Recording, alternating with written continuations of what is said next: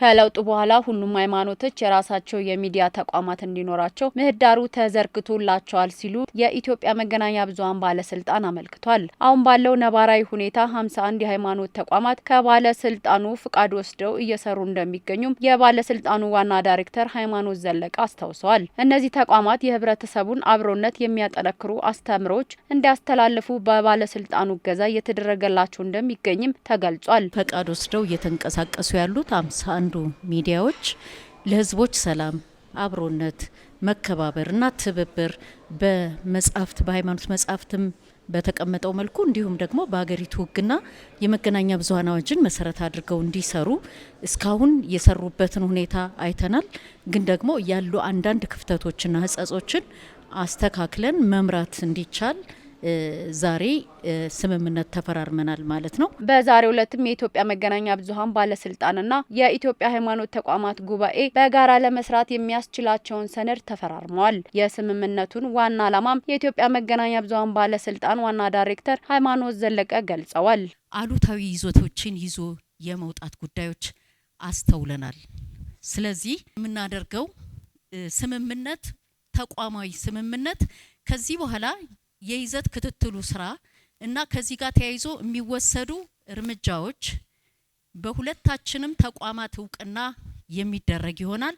ተቋማዊ አሰራር የጎለበተበት ይሆናል ማለት ነው። በባለስልጣኑ የተመዘገቡና የሀገሪቱን ህግ አክብረው የሚሰሩ እንዳሉ ሁሉ አንዳንድ ያሏቸው የሚዲያ ተቋማት የማህበረሰቡን የዘመናት በጎ እሴት የሚሸረሽሩ መረጃዎችን የሚያሰራጩ እንዳሉ በጥቆማና በይዘት ክትትል ባለስልጣኑ እንደደረሰበትም ተናግረዋል። በተጨባጭ እንደምናየው በሚዲያ ይዘት ክትትላችን ላይ በርካቶችና አብዛኞች በጣም በጥሩ መንገድ ገንቢ በሆነ በእምነት አስተምሮቻቸው በቀኖናውና እንዲሁም ደግሞ ከባለስልጣኑ ጋር በገቡት ውል መሰረት ያ ማለት የሀገሪቱን ህግና የመገናኛ ብዙሃን አዋጅን መሰረት አድርገው በህብረተሰብ መካከል በጎነት፣ መተሳሰብ፣ ሰላም፣ ፍቅር፣ አብሮነት እንዲነግስ በማድረግ እየሰሩ ያሉበት ሁኔታ እንዳለ ሆኖ ጥቂት ግን ደግሞ ከዚህ በተጻረረ መንገድ የህዝቦችን ሰላም የሚያናጋ በትክክለኛ መረጃ ላይ ያልተመሰረተ በሀሰተኛ መረጃዎች ላይ የተመሰረተና የጥላቻ ንግግሮች የታጀሉበት እና አልፎ አልፎም ደግሞ ትንሽ የተዛነፉ አሰራሮችን አይተናል። ይህንኑ ለማስተካከልም የኢትዮጵያ መገናኛ ብዙሃን ባለስልጣንና የኢትዮጵያ ሃይማኖት ተቋማት ጉባኤ በጋራ አስተዳደራዊ እርምጃ ለመውሰድ የሚያግዝ የጋራ ሰነድ ማዘጋጀታቸውን ባለስልጣኑ አስታውቋል። ከዚህ በኋላ የይዘት ክትትሉ ስራ እና ከዚህ ጋር ተያይዞ የሚወሰዱ እርምጃዎች በሁለታችንም ተቋማት እውቅና የሚደረግ ይሆናል።